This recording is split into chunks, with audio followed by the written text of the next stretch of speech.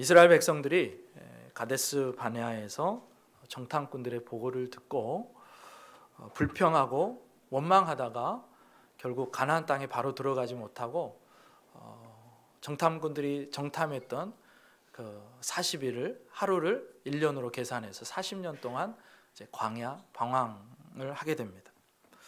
세월이 흘러서 이제 출애굽한 지 40년이 흘렀습니다. 이제 40년째 되는 해, 이제 광야 방황이 끝나고 가나안 땅으로 들어갈 시기가 되었습니다. 오늘 본문은 바로 이때 일어났던 일입니다. 모세는요, 광야에서 가나안 땅으로 들어갈 길 중에서 가장 효과적이고 빠른 길을 선택합니다.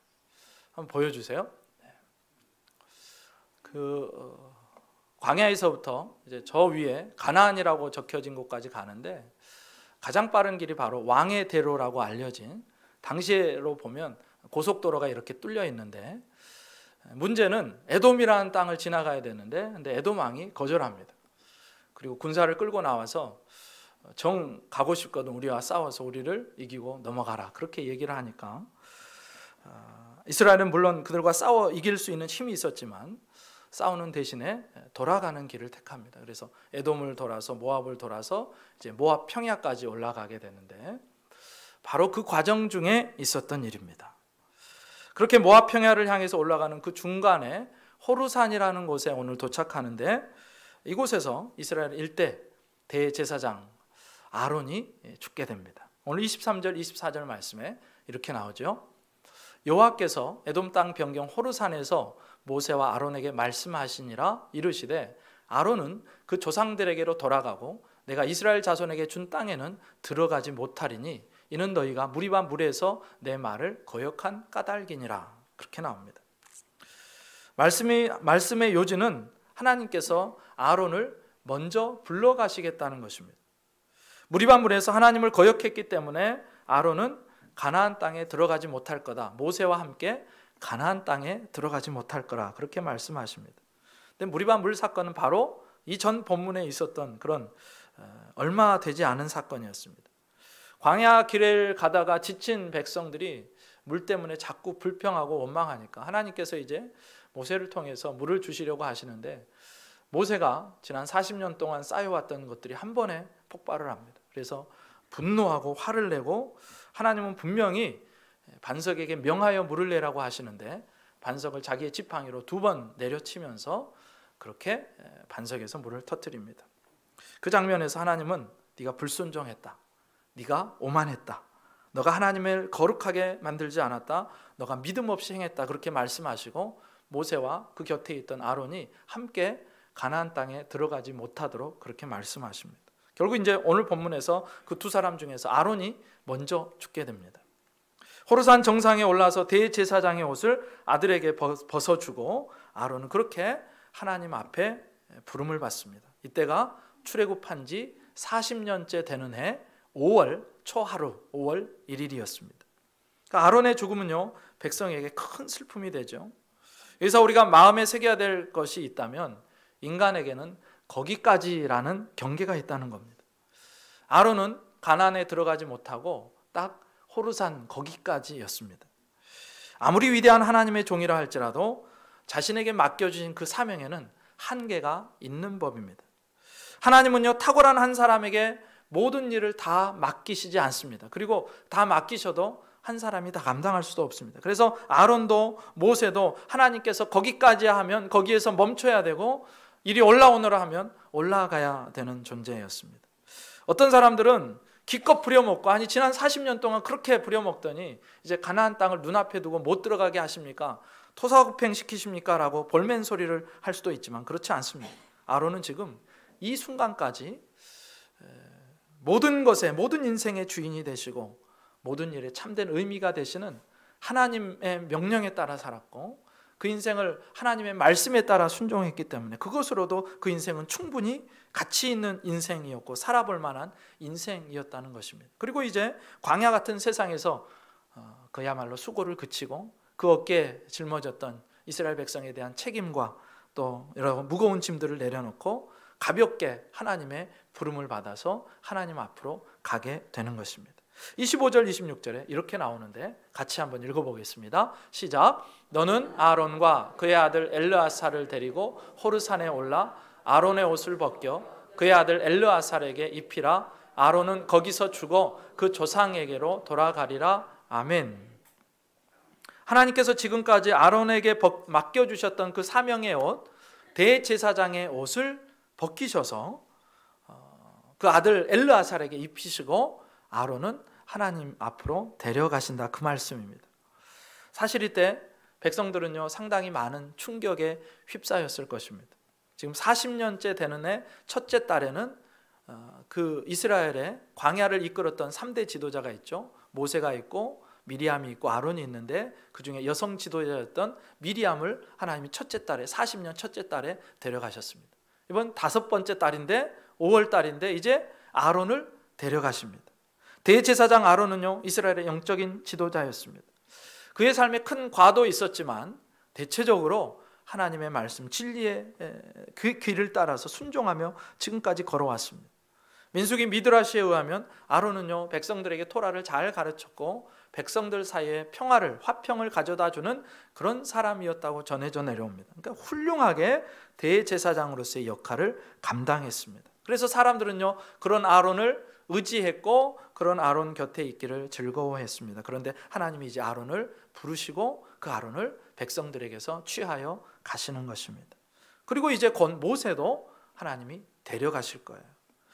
여러분, 누군가가 우리 곁을 떠난다, 그거는 참 슬픈 일입니다. 거기다가 그 존재가 내가 평상시에 의지하고 또 기대하고 또 존중하는 그런 믿는 존재였다면 그 슬픔은 훨씬 더 클 것이고 그 막막함과 절망이 한참 갈 것입니다. 아마도 미리암과 이제 아론을 잃고 머지않아 모세도 잃게 될 이스라엘 백성들의 마음이 그랬을 것입니다. 눈으로 보며 의지할 수 있는 그런 존재가 이제 눈앞에서 사라지는 것입니다. 백성들의 마음에 한편으로 이제 우리는 누구를 의지하며 살아갈 건가? 이제 우리는 어떻게 살아갈 건가?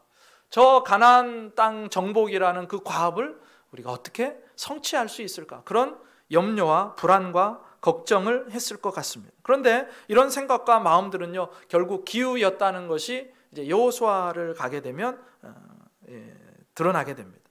아론을 이어서 엘르아살이 대제사장을 이어받고 그리고 모세를 이어서 여호수아가 백성의 지도자 역할을 이어받아서 결국 그토록 꿈에 그리던 가나안 땅을 정복하게 되는 겁니다. 그래서 우리가 기억할 게 있죠. 사람은 가도 하나님의 역사는 계속된다는 것입니다.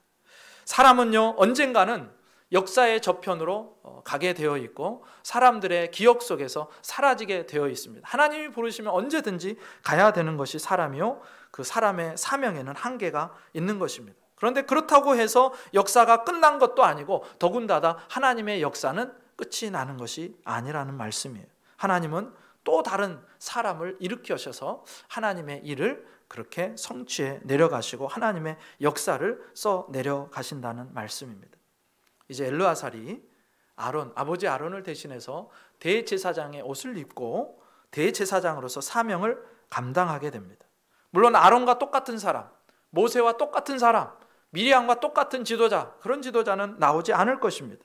또 그만큼 역량이 큰 사람이 나오지 않을 수도 있습니다. 그러나 하나님에게는 그것조차도 한계이지 않다는 거예요. 하나님은 나무 막대기 같은 인생을 들어서도 당신의 큰 일을 행하실 수 있는 분이십니다. 어쩌면 그가 부족하면 부족할수록 그것 때문에 하나님을 더 의지하고 그렇게 의지하게 하셔서 스스로 지혜 있다고 생각하는 사람들, 스스로 학식이 많다고 생각하는 사람들, 스스로 명철하다고 생각하는 사람들, 스스로 자랑스럽게 생각하는 사람들을 부끄럽게 만드시는 분, 그분이 바로 우리의 하나님이십니다. 우리의 능력에는 한계가 분명히 있지만 하나님께는 한계가 없다는 사실. 그래서 우리는 사람을 바라보는 것이 아니라 사람을 또 세우시고 또 당신의 역사를 이끌어 가시는 하나님 한 분만 의지하고 바라보아야 되는 줄 믿습니다. 이제 하나님의 말씀을 들은 모세와 아론은요 엘르아살을 데리고 산 정상으로 올라갑니다. 그곳에서 하나님의 말씀대로 아론은 대제사장의 옷을 벗고 하나님의 부름을 받아서 이 세상을 떠나가게 됩니다. 27절, 28절입니다. 같이 읽습니다. 시작. 모세가 여호와의 명령을 따라 그들과 함께 해중의 목전에서 호르산에 오르니라. 모세가 아론의 옷을 벗겨 그의 아들 엘르아살에게 입히매 아론이 그 산 꼭대기에서 죽으니라. 모세와 엘르아살이 그 산에서 내려오니. 아멘. 모세가 아론의 옷, 대제사장의 옷을 벗겨서 그의 아들 엘르아살에게 입혀줍니다. 그렇게 아론은 자신이 그동안 입고 있던 사명의 옷을 벗고 이 땅을 떠나갑니다. 성경이 보여주는 옷은요, 한 사람의 사명이 무엇인지를 말해주고 뿐만 아니라 그 옷은 그 사람의 삶을 형성하고 그의 미래를 결정합니다. 하나님께서 누군가에게 옷을 입혀주신다면 그 옷이 그 인생을 끌고 가는 것을 성경 여러 곳에서 발견하게 됩니다. 40여 년 전에 하나님께서는 아론에게 대제사장의 직분을 수행하도록 대제사장의 옷을 입혀주셨고 그 40년 동안 입혀주신 그 옷을 따라서 그는 대제사장의 역할을 감당하게 됩니다.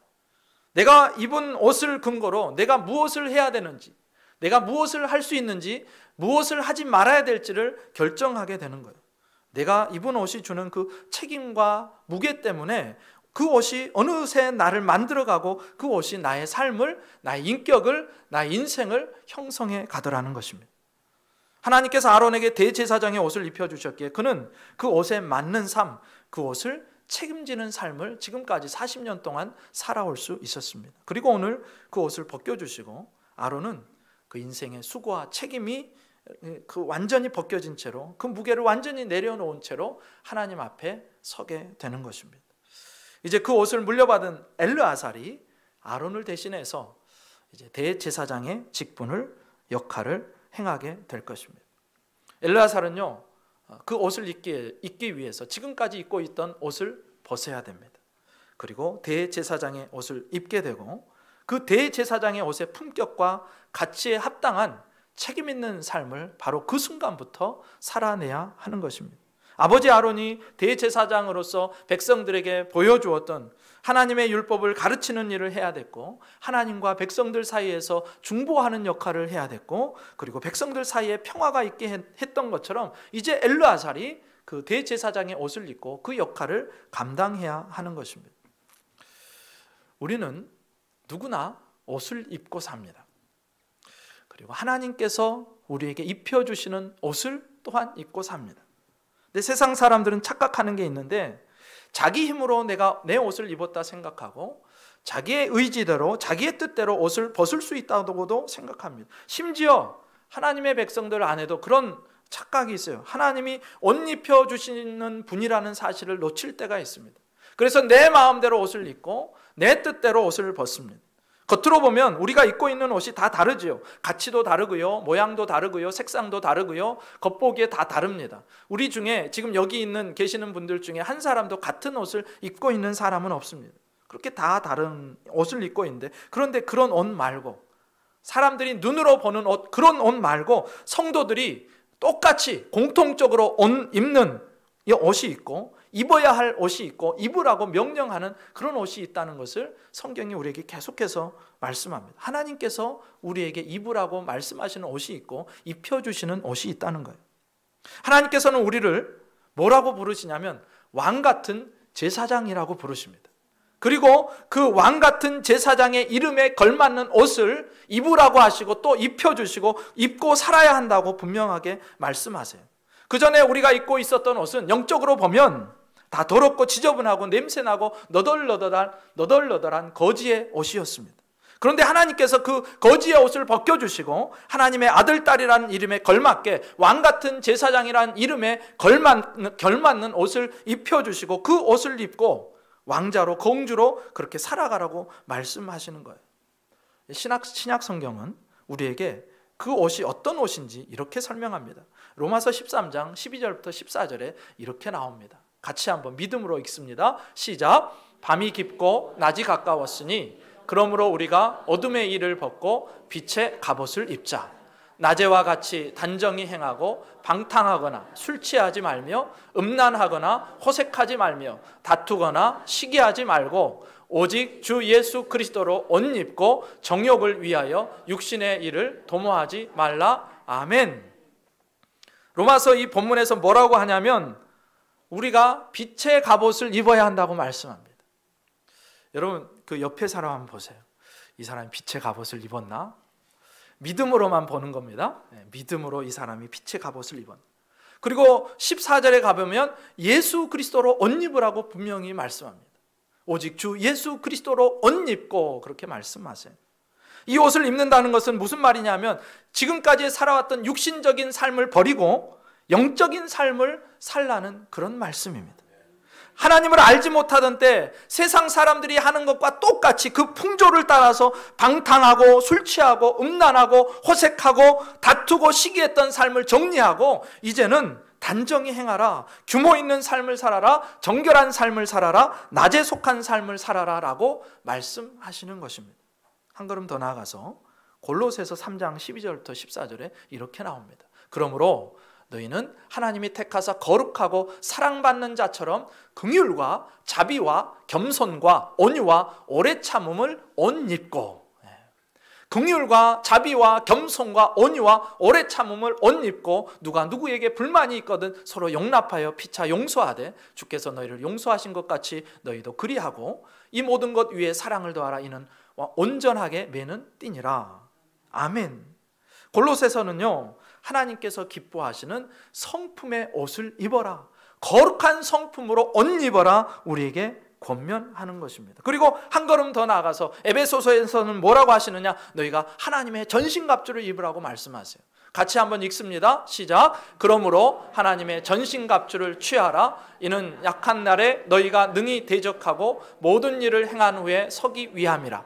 그런즉 서서 진리로 너희 허리띠를 띠고 의의 호심경을 붙이고 평안의 복음이 준비한 것으로 신을 신고 모든 것 위에 믿음의 방패를 가지고 이로써 능히 악한 자의 모든 불화살을 소멸하고 구원의 투구와 성령의 검 곧 하나님의 말씀을 가지라. 아멘.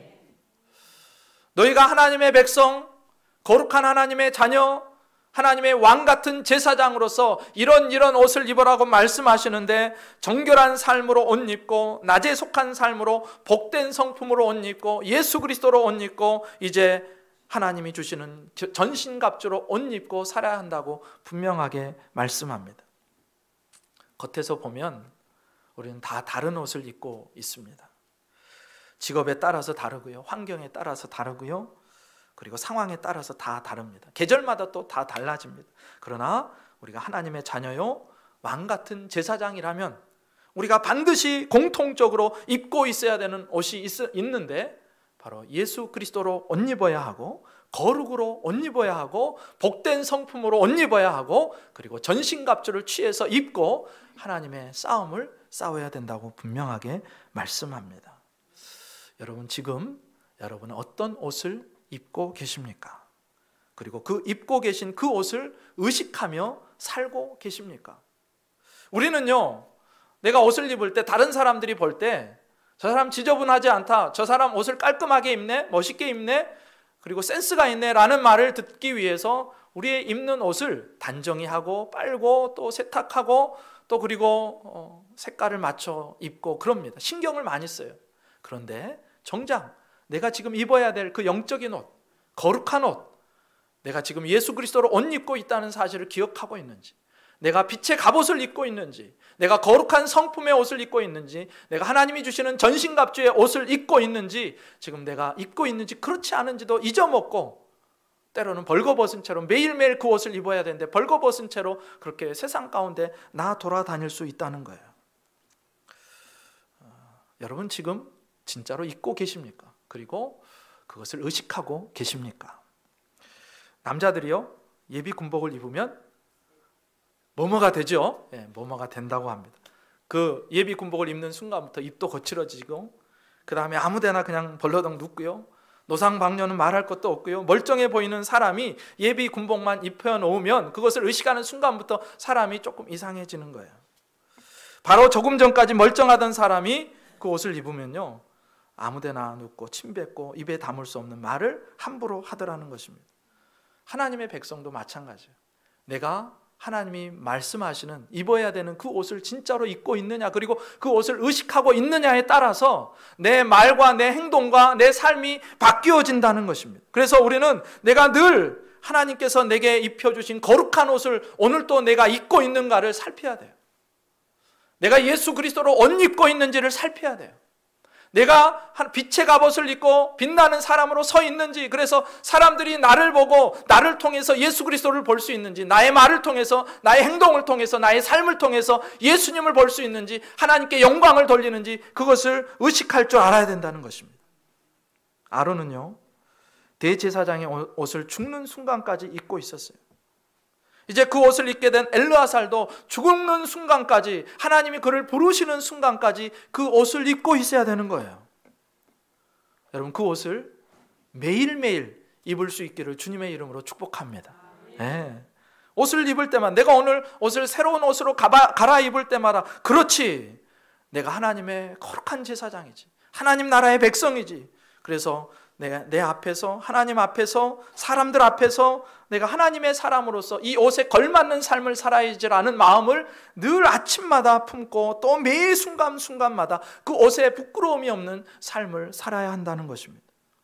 C.S. 루이스라는 분이 순전한 기독교라는 책에서 이런 말을 했습니다.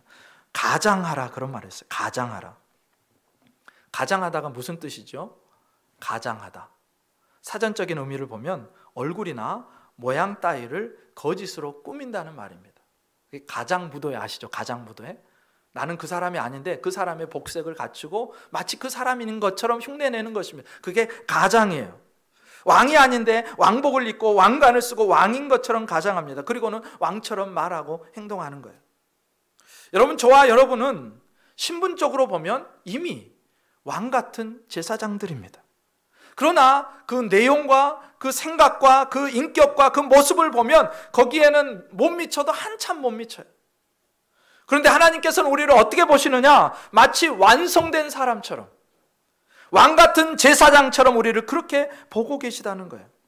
우리의 속사람은 아직 한참 멀었는데 하나님께서는 우리를 예수 그리스도를 통해서 보시고 예수 그리스도로 옷 입혀주셨고, 그래서 우리를 작은 예수로 보시고 그렇게 예수 그리스도를 닮아가는 사람으로 날마다 빚어가신다는 것입니다. C.S. 루이스가 하는 말이 이렇게 말을 하더라고요. 이것이야말로 차원이 높은 존재가 자기보다 낮은 존재를 끌어올리는 방법이 아닙니까? 어머니는 아기가 진짜 말을 배우기 전인데도 마치 말을 할 줄 아는 아기를 대하듯이 함으로써 말을 가르칩니다. 그렇게 이야기를 합니다. 아직 말을 못하는 아이를 마치 말하는 것처럼 가장하고 엄마가 대해주면 결국 그 아이가 말을 하게 되더라는 거예요. 마찬가지로 하나님께서 아직 덜 된 우리들, 인격과 성품과 말과 행동과 삶에 있어서 아직 덜 미친 우리들을 마치 예수를 닮아 장성한 분량까지 이른 그런 사람으로 보고 대면 대해 주시고 그렇게 가장해 주셔서 어느 순간 우리가 그런 사람으로 자라가 있더라는 것입니다. 우리가 거룩하고 단정하지 못한데 마치 이미 그런 존재가 된 것처럼 우리를 바라봐 주시고 그렇게 우리를 만들어 가신다는 거예요. 우리도 마찬가지죠. 여러분 자신을 거룩한 제사장으로, 왕 같은 제사장으로 가장하십시오. 매일 여러분 아침마다 내가 옷을 입으며 내가 거룩한 제사장의 옷을 입는다, 그렇게 생각하십시오. 실상 그렇지 않지만 빛의 갑옷을 입은 것처럼 상상하십시오. 그리고 그 존재와 내용에서 이미 그렇게 된 사람인 것처럼 말하고 행동하십시오. 그런 척하다 보면 그렇게 될 수 있다는 거예요. 어느 순간 그것이, 그 가정이 현실이 될 수 있다는 것입니다. 그래서 여러분 매일 여러분이 입는 옷과 상관없이 나는 오늘도 예수 그리스도로 옷 입습니다. 나는 주님이 주시는 빛의 갑옷을 입습니다. 나는 거룩한 성품의 옷을 입습니다. 나는 하나님의 전신갑주를 입고 오늘 또 마귀와 싸워서 이길 것입니다. 그렇게 선포하고 그 옷들을 입고 승리할 수 있기를 주님의 이름으로 축복합니다. 그렇게 내가 그런 것처럼 생활하고 왕의 언어를 쓰고 왕의 태도를 보이고 왕의 행동을 흉내내다 보면 어느새 그것이 내 몸에 배이게 되고 습관이 되고 그 습관이 삶이 되고 그것이 내 인생이 되더라는 것입니다.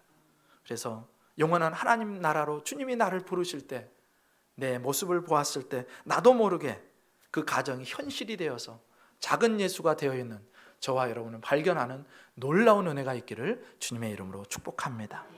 오늘 아론은요, 대제사장의 옷을 입고 옷을 벗고 엘르아살은 그 옷을 입습니다.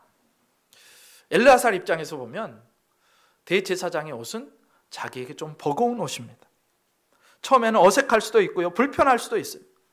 처음에 나를 바라보는 사람들의 시선이 힘겨울 수도 있습니다. 대제사장의 옷이 주는 삶의 무게와 책임감이 또 있습니다.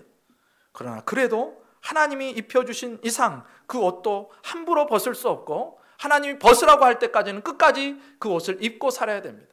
그것을 감수하고 살아야 되고, 그리고 주님이 벗어도 좋다고 할 때까지 그 옷을 입고 사는 것입니다.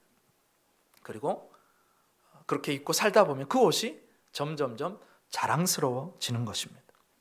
여러분, 우리가 사람들 이제 생활의 현장, 삶의 현장에 나가서 보면 때로는 아주 비싼 명품을 걸치고 있고 비싼 돈을 들여서 액세서리를 하고 하는 그 외모에 우리가 주눅들기 쉽습니다.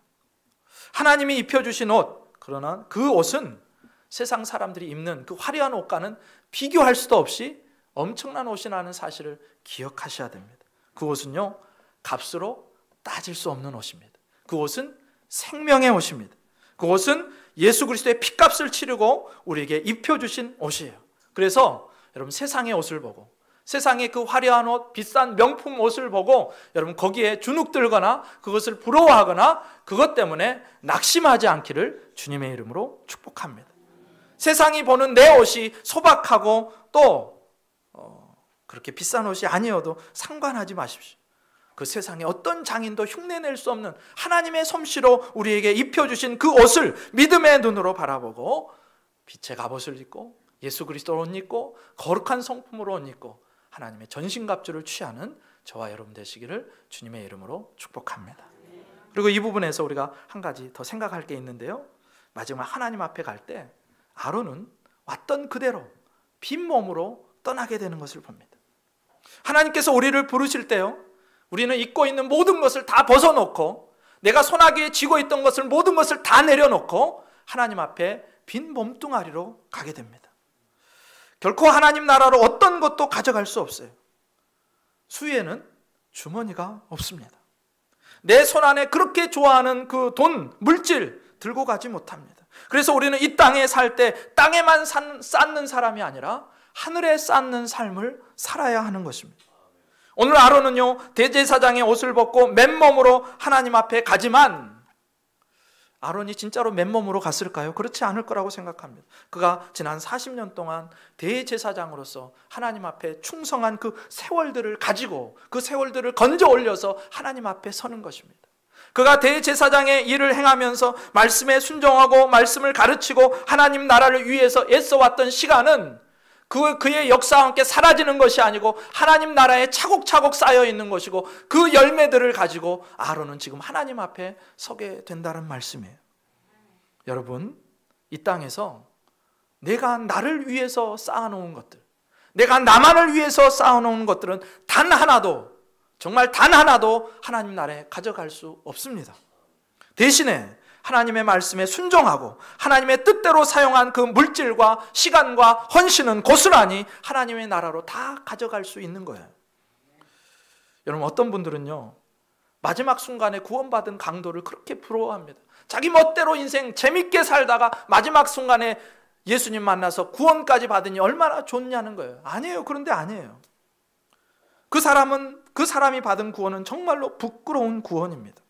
마지막에 예수님 곁에 있어서 너무나 다행스럽게 천국에 가게 되었지만 그 인생을 살펴보면 너무너무 부끄럽습니다.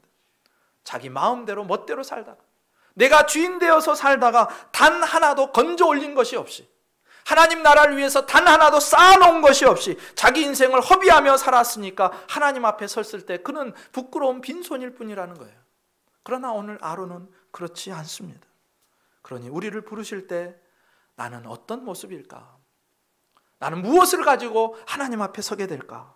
나는 하나님 나라에 무엇을 들고 나아갈까?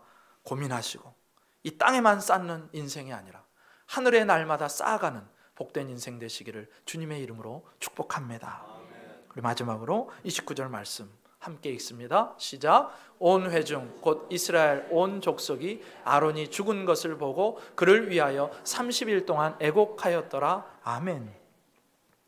초대 대제사장 아론이 죽었습니다. 히브리 백성들은 보통 사람이 죽으면 일주일을 애곡을 합니다. 그런데 오늘 아론은요, 그가 죽은 것을 알고 30일 동안 백성들이 함께 슬퍼합니다. 나중에 이제 모세도 죽을 때 30일 동안 백성들이 슬퍼해요. 얼마나 그들이 아론을 사랑하고 존경했는지를 보여주는 장면입니다. 물론 도중에 속도 많이 썩이고 결정적인 순간마다 원망하고 불평했지만 그래도 이 사람들의 마음속에는 아론을 사랑하고 존중하는 마음이 있었더라는 거예요. 그런데 문제는 뭐냐? 그 아론도 연약한 존재였다는 것. 그 아론도 결국 무리바 물 사건으로 인해서 가나안 땅에 들어가지 못하는 존재였다는 것. 그도 허물이 있고 그도 또 흠이 있었고 연약했고 실수했고 실패했고 심지어 불신의 모습을 보이기도 했던 것. 그리고 결국은 죽습니다. 이 아론의 모습, 대제사장, 인간 대제사장의 모습은 앞으로 우리가 만나게 될 영원한 대제사장이신 예수 그리스도를 우리가 늘 바라보고 생각하게 만들어줍니다.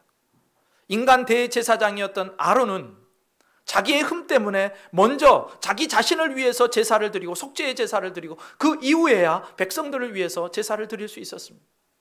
그러나 우리가 알고 있는 우리 주 예수 그리스도께서는 흠이 없으신 분, 자기를 위해 제사를 드리실 필요가 없으신 분, 그래서 그 온전하고 흠이 없으신 그분이 우리 모두를 위해서 단 한 번의 십자가 위에서 달려 돌아가시고 하나님 앞에 향기로운 예물이 되심으로 말미암아 그 중보자 되시는 예수님 때문에 우리가 구원받았다는 사실을 우리가 기억하고 또 순간순간 완벽하게 우리와 하나님 사이를 중보하시는 그 예수님을 우리가 바라보게 만들어주는 것, 그것이 인간 대제사장 아론의 역할입니다. 히브리서 4장 14절부터 15절에 그렇게 나오죠. 그러므로 우리에게 큰 대제사장이 계시니 승천하신 이 곧 하나님의 아들 예수시라. 우리가 믿는 도리를 굳게 잡을지어다. 우리에게 있는 대제사장은 우리의 연약함을 동정하지 못하실 리가 아니요 모든 일에 우리와 똑같이 시험을 받으신 이로되 죄는 없으시니라. 우리의 진짜 참 대제사장이 되어주셔서 하나님과 우리 사이에 모든 막힌 것을 헐어내시고 우리의 참된 중보가 되어주셔서 그분을 따르는 자마다 온전하게 구원하시는 대제사장 예수 그리스도가 이런 분이라고 말씀합니다. 우리의 연약함을 동정하지 못하시는 분이 아니고 모든 일에 우리와 함께 하실 수 있는 분, 우리의 모든 사정을 아시는 분, 그래서 언제든지 우리가 그분에게 간구할 수 있는 분이라고 말씀하시는 거예요. 또한 히브리서 9장 28절에 동일하게 이렇게 나오죠. 이와 같이 그리스도도 많은 사람의 죄를 담당하시려고 단번에 들이신 바 되셨고 구원에 이르게 하기 위하여 죄와 상관없이 자기를 바라는 자들에게 두 번째 나타나시리라. 예수님께서는 구약의 대제사장들, 인간의 제사와는 달리 단 한 번의 제사로 십자가의 희생으로 모든 제사를 완성하셨습니다. 그래서 우리는 더 이상 이제 내가 때때로 잘못하고 죄를 범하였다고 하여서 다시 양을 잡거나 소를 잡거나 하는 식으로 하나님 앞에 제사를 드리지 않습니다. 예수 그리스도께서 다 완성하셨기 때문입니다. 그리고 우리는 우리의 대제사장 되신 그분 때문에 그분을 믿고 의지하여서 하나님 나라의 백성이 되었고 이제 다시 오실 그분, 재림하실 그분을 바라보며 사는 것입니다. 주님이 오시는 바로 그날까지 우리의 대제사장 되신 예수 그리스도께서 이 땅에 다시 오실 그날까지 하나님께서 우리에게 입혀주신 옷, 빛의 갑옷, 그 옷을 입고 예수 그리스도를 옷 입고 거룩한 성품으로 옷 입고 그리고 하나님의 전신갑주를 취하여 옷 입고 그리고 믿음의 싸움을 싸우고 그렇게 끝까지 승리하여서 주님 우리를 보실 때 작은 예수라 칭찬하실 만한 그런 삶으로 나아갈 수 있기를 주님의 이름으로 축복합니다. 기도드리시겠습니다.